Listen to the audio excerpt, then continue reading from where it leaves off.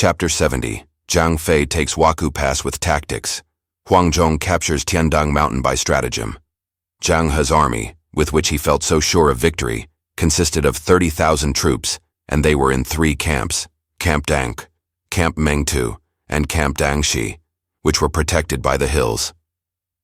When Zhang He marched, he left half the soldiers in each camp as defenders. The news soon reached Baxi, and Zhang Fei called in his colleague Lei Tong to give his opinion. Lei Tong said, "The country is bad, and the hills full of danger in the area of Langzhong. Let us lay an ambush. You, General, go out to give battle, and I will help you by a sudden, unexpected attack. We ought to get Zhang He." Whereupon Zhang Fei gave 5,000 troops to Lei Tong, and himself led out 10,000 troops to a point 10 miles from Langzhong. Having set them in order, he rode out and challenged Zhang He to single combat. Zhang He galloped out to meet him. After the 30th or so bout, Zhang He's ranks suddenly began to shout, and soon showed signs of confusion. The reason was the appearance of the banners of Shu from the cover of some hills. Zhang He dared not continue to fight, and he fled. Zhang Fei pursued him. Lei Tong also appeared in his road and attacked, and so, with enemies on both sides, Zhang He forced his way out and lost the day. Both Zhang Fei and Lei Tong continued to smite him, even into the night, till he got back to his camp at Dangku. Zhang He reverted to his old plan of defending the 3 camps, rolling down logs and hurling stones. But he remained behind his defenses. Zhang Fei made a camp 3 miles off. Next day Zhang Fei went forth and offered battle, but Zhang He took no notice. Zhang He ascended to the summit of the hill and drank wine to the accompaniment of trumpets and drums, but he would not fight. Zhang Fei bade his soldiers shout insults, but these had no effect. Lei Tong was sent up the hill, but the rolling logs and hurtling stones forced him to retire. Then the defenders of the other 2 camps came out to the attack, and Lei Tong was discomfited. Next day, Zhang Fei again offered battle, but there was no response. Again the soldiers yelled every form of insult, but Zhang He from the hilltop only replied by similar abuse. Zhang Fei was at his wits' ends, and this game was played for more than 50 days. Then Zhang Fei made a strong stockade just in front of the hill, and therein he sat day after day drinking till he became half drunk, and when he was so, he reviled his opponent. About this time Liu Bei sent gifts to the army, and when the messenger went back, he told Liu Bei that his brother was giving himself over to wine. This made Liu Bei anxious, so he lost no time in asking advice from Zhuge Liang. Zhuge Liang was jocular, saying, "Since that is so, let us send him 50 vessels of the best brew of Chengdu. He probably has but poor stuff in the camp, but he has always had a weakness for wine, and he has failed because of it. Yet you would encourage him to drink by sending him more wine? My lord, is it that you do not understand your brother even after all these years? He is brave and steady. Yet when we first invaded West Riverland, he released Yan Yan, which was not what a mere brave would have done. He is face to face with Zhang He, and has been for nearly 2 months, and day after day he drinks and rages and insults his enemy openly. He treats Zhang He with most perfect contempt. But this is not only the wine cup, it is a deep plan to get the better of Zhang He." "This may be so," replied Liu Bei, "but let us not rely upon it too much. Let Wei Yan go to help him." Zhuge Liang sent Wei Yan with the wine, and the carts set out, each flying a yellow flag with a writing in large characters, "Fine wine for the frontier army." When Wei Yan reached the army, he handed over the wine, which he said was a gift from the Lord of Shu, and Zhang Fei received it with due respect. Zhang Fei told Wei Yan and Lei Tong each to take 1,000 troops and move out on the 2 wings, ready to act when they saw a red flag displayed. And then he had the wine laid out and called up some soldiers to drink with a great display of flags and a rolling of drums. The spies reported all these doings on the hilltop, and Zhang He came out to look for himself. There he saw his opponent drinking, and 2 of the soldiers were boxing before Zhang Fei for his amusement. "He despises me too much," said Zhang He. And Zhang He gave orders to prepare for a night attack on the enemy camp. His own troops in Camp Dangku should do the raiding, and those from Camp Mengtu and Camp Dangxi were to support them. There was little moon that night, and Zhang He took advantage of the obscurity to steal down the side of the hill. He got quite close to the enemy camp and stood for a time looking at Zhang Fei sitting amid a blaze of lamps and drinking. Suddenly, Zhang He dashed forward with a yell, and at the same moment his drums on the hilltop rolled out their defiance. Zhang Fei never stirred. Zhang He rushed at him and delivered a mighty thrust with his spear. Zhang Fei toppled over. It was a Zhang Fei of straw. Zhang had checked and turned his steed. At that moment he heard a string of detonations, and a warrior appeared before him barring his way. It was the real Zhang Fei, as the round head and thundering voice speedily made manifest. With the serpent halberd set, Zhang Fei rode toward Zhang He. The two warriors fought many bouts under the gleaming lights. No help came to Zhang He. In vain he yearned for the assistance, which the two camps were to bring him. He did not know that his reinforcements had been driven back by Wei Yan and Lei Tong, and that the two camps Mengtu and Dangxi were now in possession of his enemies. As the help did not come, Zhang Hu was powerless, and to add to his discomfiture, the glare of fire out in the mountains of Dangku told him of the seizure of his third camp by Zhang Fei's rear force.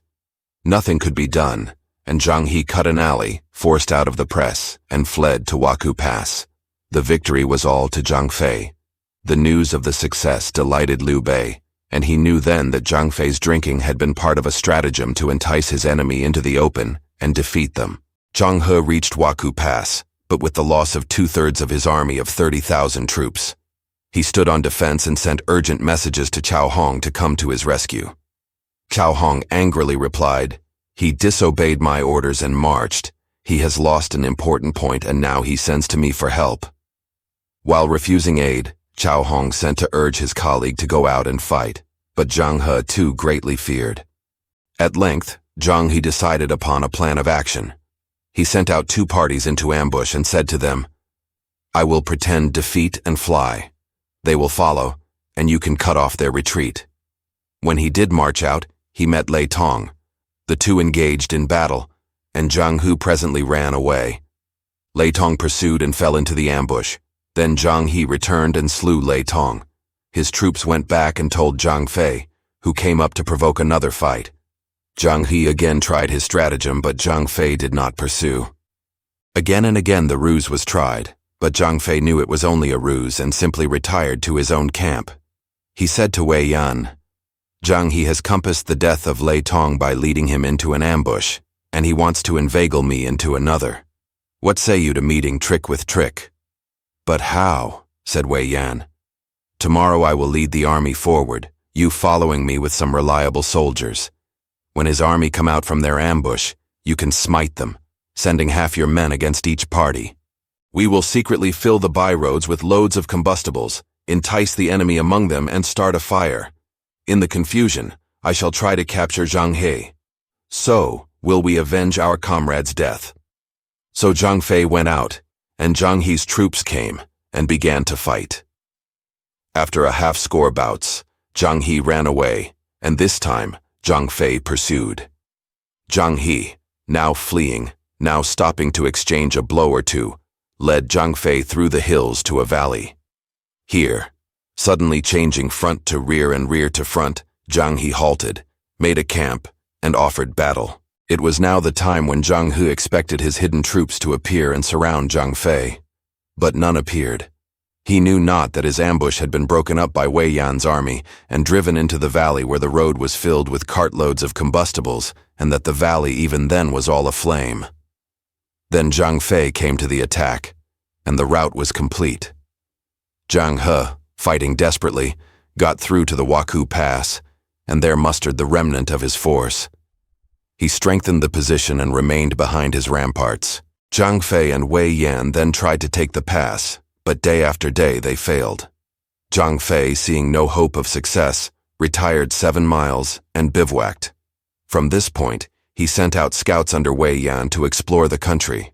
While going along, they observed some burden-bearers, men and women, going up a very retired path, pulling down the creepers, and pushing aside the grasses.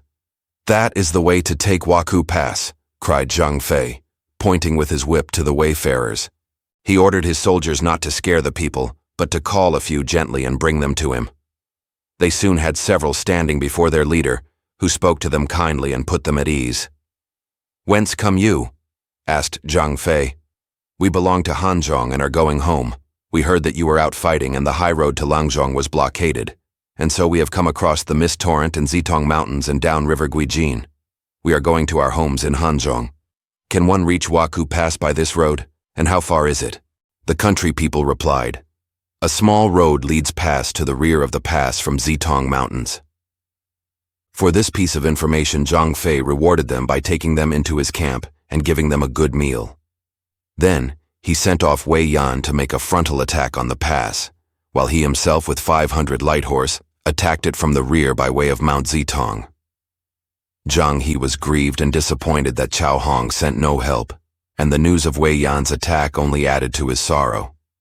But he girded on his armor and was about to ride out when they told him that fires had started at half a dozen places behind the pass. They most likely indicated soldiers. However, he went out to meet them, and, to his horror, when the flags opened out, his eyes fell on the figure of Zhang Fei. Away he ran along a byroad, but his steed was not fast, and as Zhang Fei pressed him close, Zhang He dismounted and ran up the mountainside. So Zhang He escaped. He had, however, some 10 followers, and it was a small and dejected party that presently found its way into Nanjing. He saw Cao Hong, and Cao Hong was very angry at his plight. I told you not to go, but you were willful, and you gave in your written pledge. You have lost all your soldiers, yet you do not commit suicide. What will you do next? Cao Hong ordered the lictors to put Zhang He to death, but marching General Guo Huai interceded. An army is easily raised, a leader is hard to find. Though Zhang He is guilty, he is a great favorite with our prince. I think you should spare him. Rather give him command of another army and send him to take Jiameng Pass, and so hold up the soldiers at all the stations. Hanzhong will be tranquil of its own accord. If he fails a second time, you can punish him for both faults. Cao Hong was satisfied to do this, and instead of dealing with his fault, he gave Zhang He 5,000 troops and told him to take Jiameng Pass. The commanders of the pass were Meng Da and Huo Jun. They were at variance, Meng Da desiring to go out to meet Zhang He, but Huo Jun being in favor of defense. Meng Da being set on having his way went out, gave battle, and was defeated. Huo Jun reported this to the capital, where Liu Bei at once called in the directing instructor to ask advice. Zhuge Liang assembled all the chief generals into the hall. Jiameng Pass is in danger. We must get Zhang Fei from Langzhong to drive off Zhang He, said Zhuge Liang. Fa Zheng replied, Zhang Fei is encamped at Wakou Pass and Langzhong is no less important than Jiameng Pass. I do not think he should be recalled. Choose one among the generals to go and defeat Zhang He. Zhuge Liang laughed. Zhang He is renowned in Wei. No ordinary leader will avail. Zhang Fei is the only man to send, the only one equal to the task. Then among the generals one started up crying angrily, Instructor, why do you thus despise us? I will use what little skill I have in slaying our enemy, and will lay his head at the foot of our standard. The speaker was veteran General Huang Zhong, and all eyes centered on him. Friend Huang Zhong, you are bold enough, but what about your age? I fear you are no match for Zhang He. Huang Zhong's white beard bristled, and he said, I know I am old, but these 2 arms can still pull the 450-pound bow, and the vigor of my body is not yet departed. Am I not strong enough to meet such a poor thing as Zhang He? General, you are nearly 70. Can you still hold you are not aged? Huang Zhong tore down the hall. Seizing one of the great swords off the rack, he whirled it as if it flew, and the stiffest bow that hung on the wall he pulled till it snapped. Well, if you will go, who will second you? Said Zhuge Liang. I would prefer veteran General Yan Yan, and if there is the least anxiety, well, here is this hoary head. Liu Bei was pleased to let these 2 go to fight Zhang He. However, Zhao Yun put in a protest. Zhang He has already got through Jiameng Pass, so that the fighting will be no child's play, and the loss of that pass endangers the whole of Yizhou. It is no task to set to a couple of old men. Replied Zhuge Liang. You regard the 2 as too old to succeed, but I think the attainment of Hanzhong depends upon these 2. Zhao Yun and many others sniggered as they went from the hall. They did not agree with Zhuge Liang. In due course the 2 veteran generals arrived at the pass. At sight of them, Meng Da and Huo Jun, the defenders of the pass, laughed in their hearts, thinking, Zhuge Liang has slipped up in his calculations in sending such a pair of dotards on such an important mission.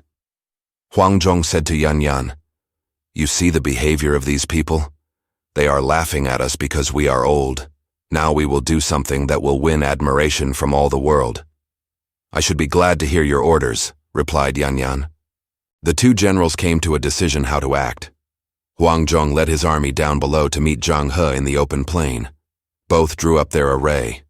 When Zhang He rode out and saw his venerable opponent, he laughed in his face. You must be very old, and yet you are unashamed to go into the battle, eh? Said Zhang He. You menial, replied the veteran. Do you despise me for my age? You will find my good sword, however, keen enough. So he urged forward his steed and rode at Zhang He. The two chargers met and a score of bouts were fought. Then suddenly a great shouting came from the rear. Yan Yan had come up and fallen upon the rear portion of Zhang He's army. Thus attacked on two sides, Zhang He was defeated.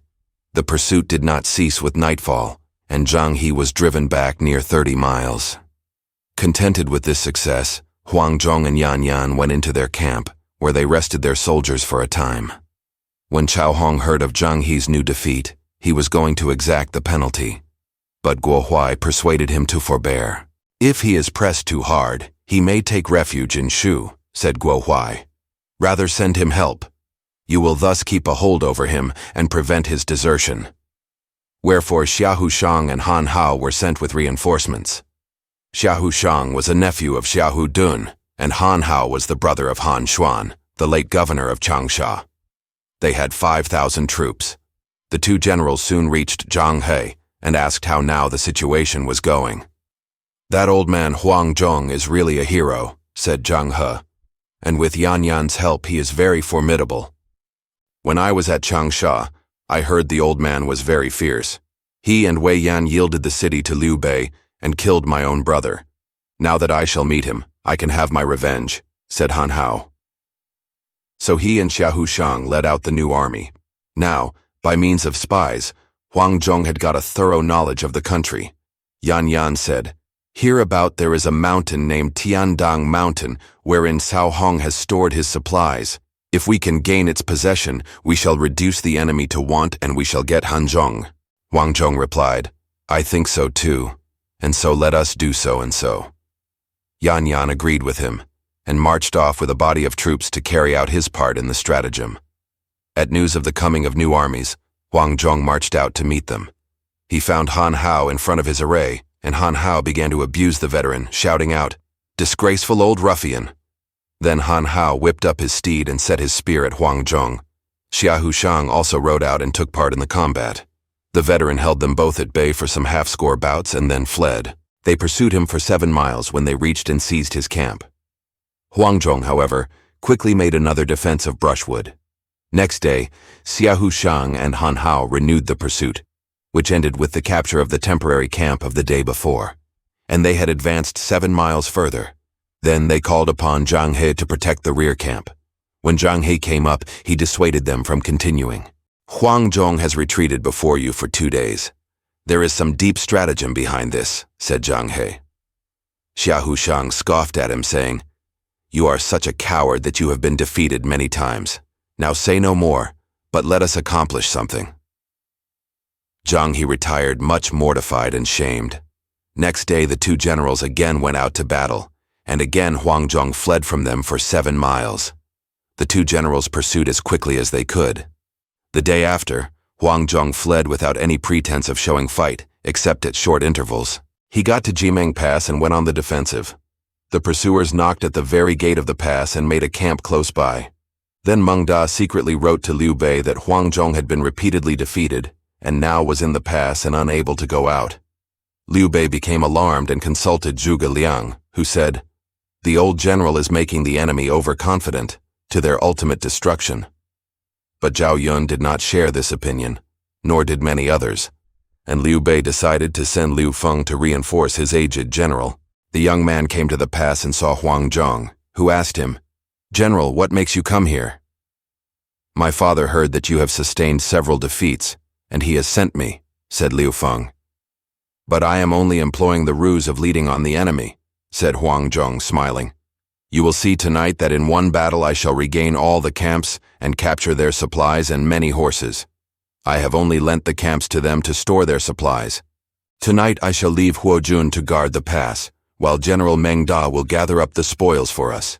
Now, young sir, you shall see the destruction of the enemy."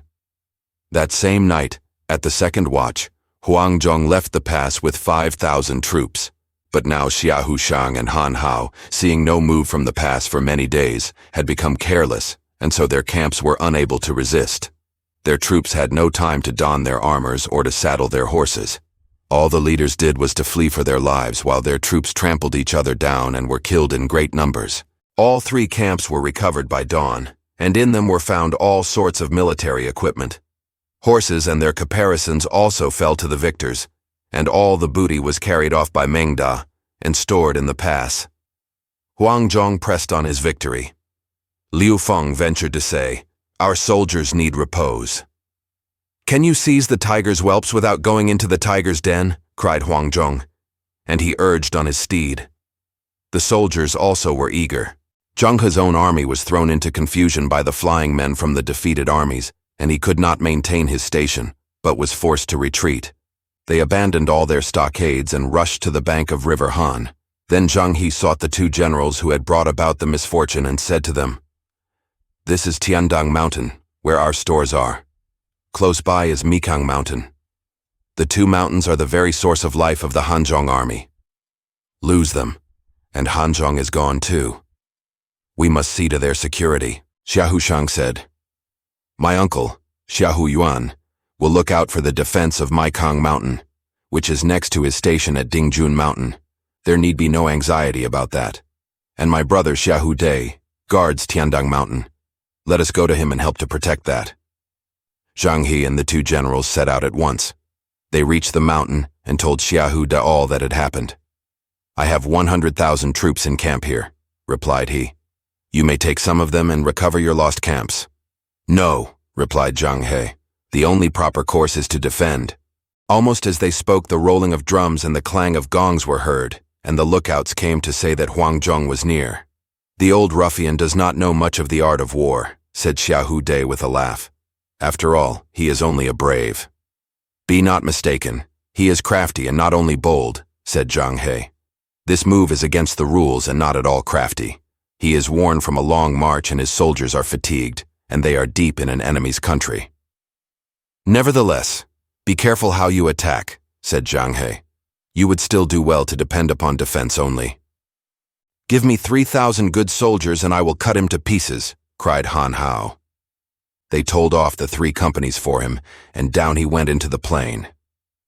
As he approached, Huang Zhong arrayed his army.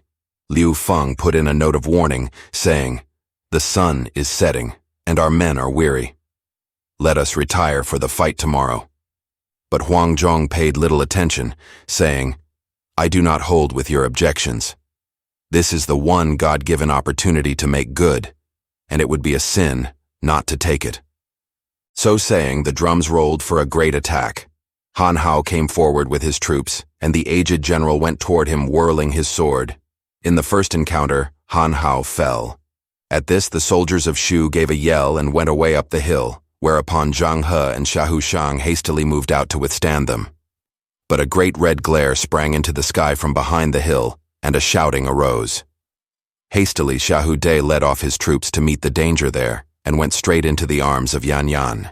The veteran general's arm rose, the sword fell, and Xiahou Dai dropped from his steed to rise no more. This ambush, into which the dead general had rushed, had been carefully prepared by Huang Zhong, who had sent Yan Yan away before he marched himself and given Yan Yan orders what to do. It was the brushwood that Yan Yan's men had spent the time in collecting that now sent forth the flames reaching up to the heavens and filling the valleys. Yan Yan, after slaying Xiahou Dai, came round the hill to aid in the attack so that the defenders were taken both in front and rear. They could do nothing and presently left the battlefield and rushed toward Dingjun Mountain to seek refuge with Xiahou Yuan. Meanwhile, the victors took steps to hold the position they had won and sent the good news of victory to capital Chengdu. and when the news arrived, Liu Bei called together all his officers to rejoice. Then said Fa Zheng, "Not long ago Zhang Lu submitted to Cao Cao, and thereby Cao Cao got possession of Hanzhong quite easily. Instead of following up this by an advance westward, he left 2 generals to guard it and went south. That was a mistake. Now, my lord, do not make a mistake yourself, but take advantage of the present favorable position, with Zhang he newly defeated and Tiandang mountain captured, to attack Hanzhong, and you will have it at once. Once that is yours, you can train your army and amass supplies ready for a stroke against the arch-rebel himself. This God-given advantage will be confirmed to you, and you should not miss it." Both Liu Bei and Zhuge Liang saw the wisdom of this scheme and prepared to act. Zhao Yun and Zhang Fei were to lead the van, while Liu Bei with Zhuge Liang commanded the main army of 100,000 troops. A day was chosen to set out, and orders were sent to everyone to keep careful guard for Yizhou. It was a certain auspicious day in the 7th month of the 23rd year that the army marched, AD 218. Reaching Jiameng Pass, Huang, Zhong, and Yan were summoned and well rewarded for their services. Liu Bei said to Huang Zhong, "People said you were old, General, but the directing instructor of the army know you better than they, and you have rendered amazing service. Still, Dingjun Mountain is yet to be captured, and it is both a great central store and a major defense of Nanjing. If we could get Dingjun Mountain, we could be quite easy about the whole region of Hanzhong. Think you that you are equal to taking Dingjun Mountain?" To this harangue of Liu Bei, the veteran nobly answered that he was willing to try and was ready to start when they would. Said Zhuge Liang hastily, "Do not be hasty. You are brave enough, General, but Xiahou Yuan is a man of different stamp from Zhang He. Xiahou Yuan is a real strategist and tactician, so much so that Cao Cao relies upon him as his defense against Zhiliang. It was he who was set to defend Chang'an when threatened by Ma Chao. Now he is in Hanzhong, and Cao Cao puts his whole confidence in him and his skill as a leader. You have overcome Zhang He, but it is not certain you will conquer this man. I think I must send down to Jingzhou for Guan Yu for this task." Huang Zhong hotly replied, "Old Lianpo was 80 years old, and yet he ate a bushel of rice and 10 pounds of flesh, so that his vigor frightened the nobles, and not one dared encroach upon the borders of the state of Zhao. I am not yet 70. You call me old, O instructor. Then I will not take any helper, but go out simply with my own 3,000 troops, and we will lay Xiahou Yuan's head at your feet." Zhuge Liang refused to allow him to go. Huang Zhong insisted. At last, Zhuge Liang consented, but said he would send an overseer. The next chapter will tell who the overseer was. Thanks for watching. Please like the video and subscribe to the channel for more excellent content.